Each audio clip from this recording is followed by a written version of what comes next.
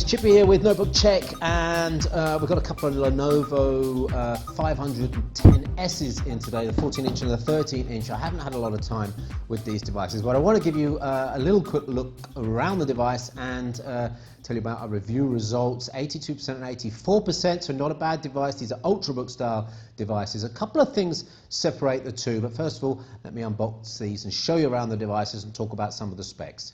After that, we'll give you some of the review results and the overall scores for each one.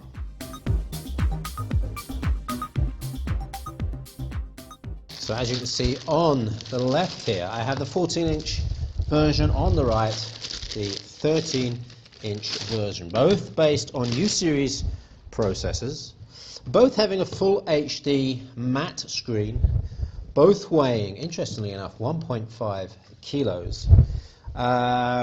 Some slight differences though that are really worth talking about. Here in this version, well, both €799 as well. This version, 8 gigs with 256 gigs SSD. This version, 8 gigs of RAM with 1 terabyte spinning hard drive. This has got, very interestingly, I think this is one of the highlights of this device, it's got Iris graphics. Not Iris Pro graphics, but it's got the 48 execution unit Iris graphics inside. This has got standard Intel Graphics 520 inside, which is, I believe, the 24 execution unit. So potentially double the graphics power in this than in this. But that 550, the Iris 550 graphics, is built for larger devices, for 24-watt TDP devices. So we're talking about quad-core processors. And really, if you put it in a very small device like this with a small battery of 30 watt hours, as in this one, then it's going to be slightly limited when it gets heated up. And we'll see in the graphics results on the test why that it's quite slightly limited in this build, the 520 coming in fairly standard. Now, I mentioned the battery capacities on these, 30 watt hour, 35 watt hour, that's really not a lot, especially for this 14-inch version. There is space inside for a larger battery, and I would have expected a 45 to 50 watt hour battery inside this. Unfortunately, only the 30 watt hour. So the battery run times are fairly low. Backlit keyboard. Keyboards are good, screens are good on both of these. Both have backlit keyboards. But let's take you real quickly around the device here. So a reasonable selection of ports. There's a cadence to lock. There's your power, USB, and an SD card, and a headset port. SD card reader isn't too bad at around 80 megabytes per second read. Two more USB 3s. No USB 3.1 Rev 2s on these. HDMI port and a gigabit Ethernet port there.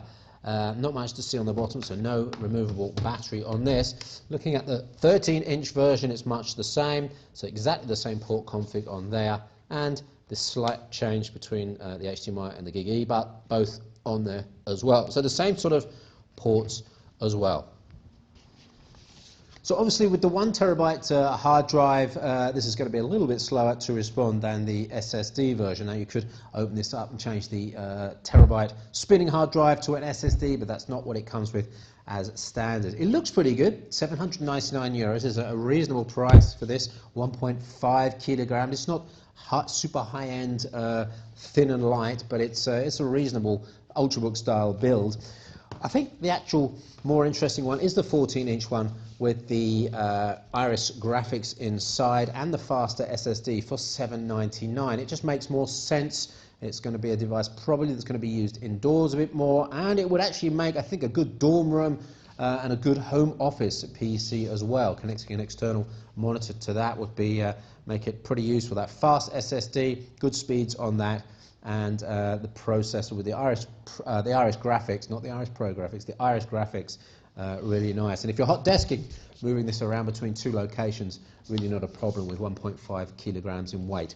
As we mentioned, only the battery is the problem on here. Battery run times are pretty low because of the 30 watt hour battery inside.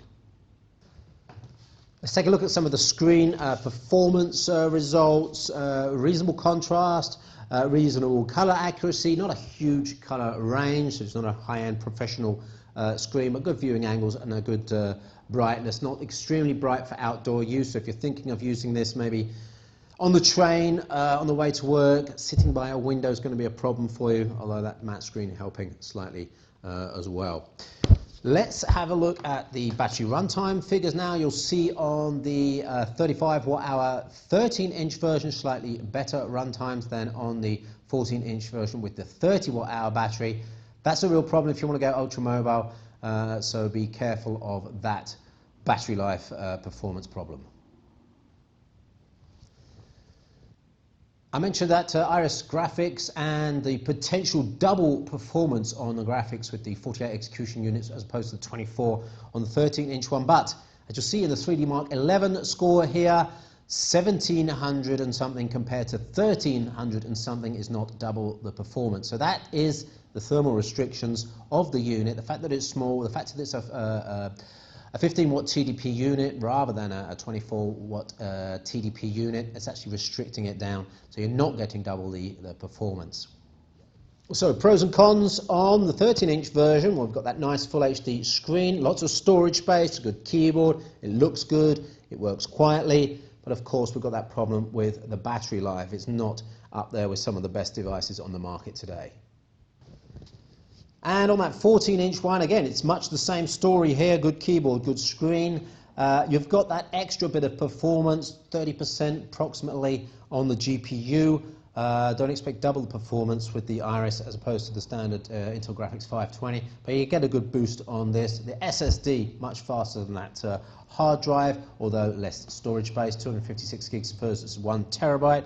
Value for money, $7.99, pretty good. Would work well as a dorm room PC, as a home office PC, as a hot desking PC, maybe for some basic HD video editing as well. I personally don't use much more powerful a device than this one. Okay, I've got a core CPU, but again, I'm using Intel Iris Pro graphics, built-in graphics, so you could get a bit of HD video editing work done on this without any problem. It's quiet. The only thing we didn't really like about it is, again, that battery life performance. 30 watt hour battery inside here is just not big enough for this to be an ultra mobile device. 1.5 kilograms in weight, although would almost lead you to believe that it is going to be an ultra mobile device, and it's a shame that battery's not so good inside.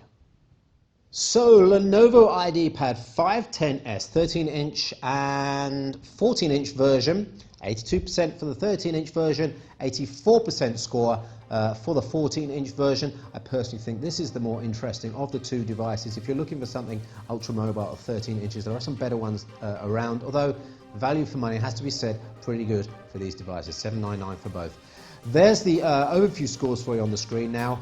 If you got something out of this video, don't forget to thumbs up, and don't forget to subscribe and you get notifications of videos going up in the notebookcheck.net channel. Thanks for watching, and we'll see you on the next video.